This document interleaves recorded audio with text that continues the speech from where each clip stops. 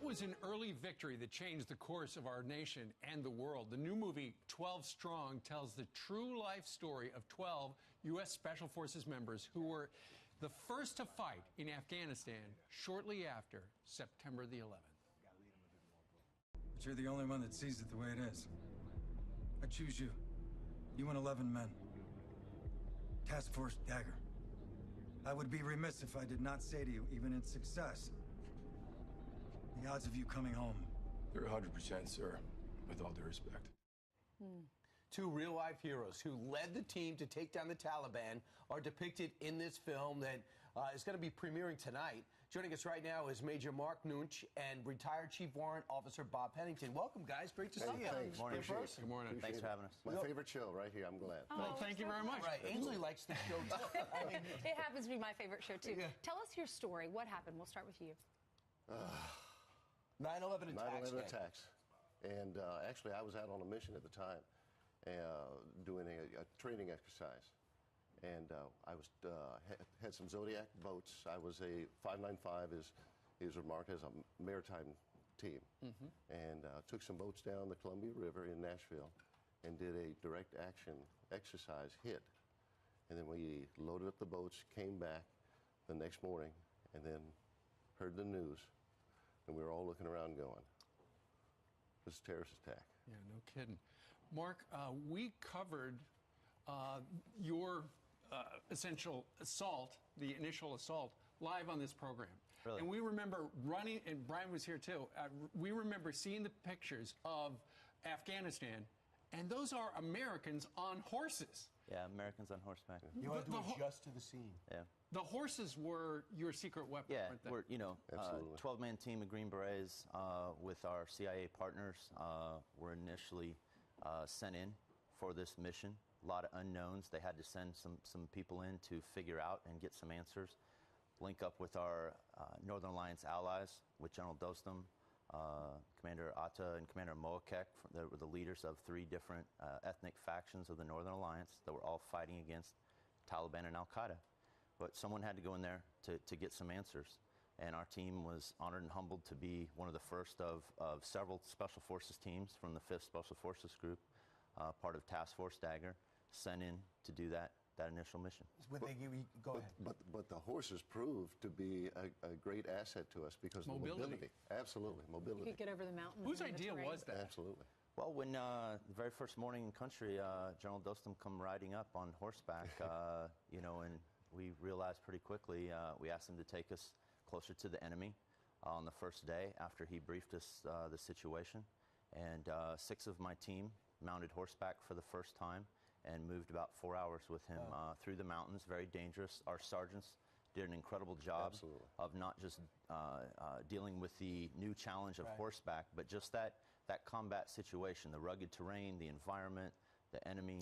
Combined with the Northern Alliance, right, on the ground to take on a fighting force that destroyed the Soviet Union. So you must, in the back of your mind, think to yourself, I don't have no idea if I'm going to get out of this. And even these young sergeants, we did what no other team did. We decentralized down into 4 3-man teams.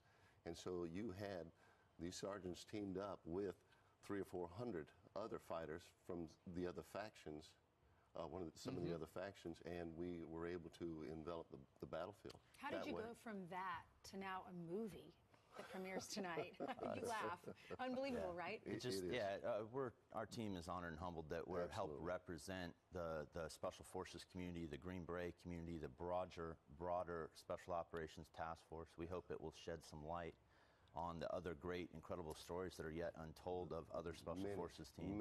The real men, the real people that did not only the mission that's portrayed in this film, which portrays all the main actors from the Air Force Special Operations Command, from Task Force Dagger, from the CIA, our Afghan allies, certainly. What was the reaction from the Afghans when you guys rode up on horses?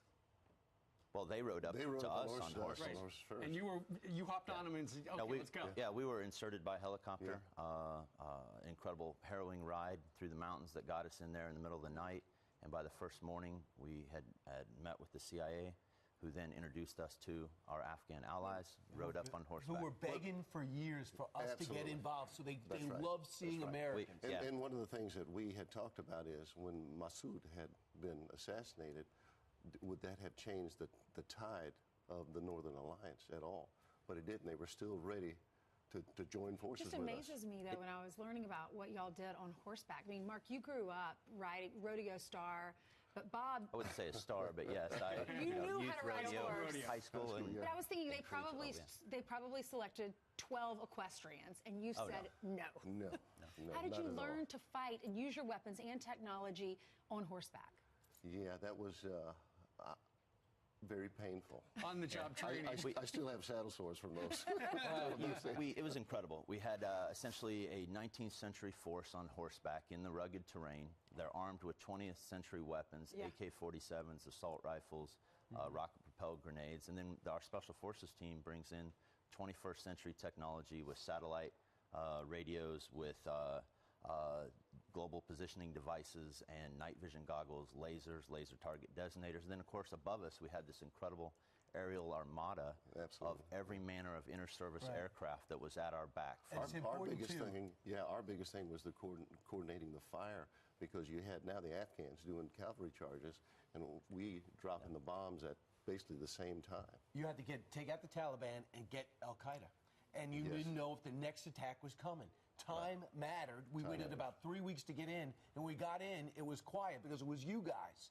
And knowing that, now that Omar's dead and Bin Laden's dead, does it feel better today, knowing that these two guys have certainly that was just some of the leadership. There's, our enemy has evolved, has adapted. They've shifted.